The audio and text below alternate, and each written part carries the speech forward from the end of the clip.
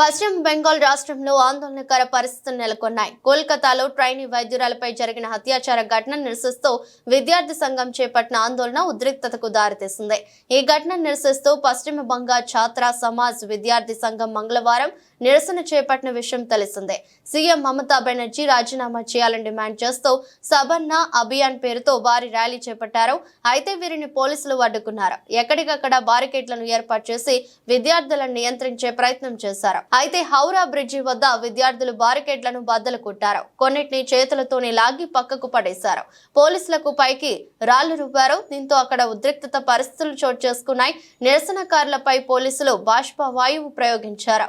Lathi charge చేసి గాల్లోకి కాల్పులు జరిపారు. నిరసనకారులపై వాటర్ ఫిరంగులను ప్రయోగించారు. ప్రస్తుతం అక్కడ ఉద్రిక్తత కొనసాగుతుంది. మరోవైపు విద్యార్థుల నిరసనల నేపథ్యంలో సీఎం మమతా బెనర్జీ ఇంటి వద్ద పోలీసులు భద్రతను కట్టుదిట్టం చేశారు.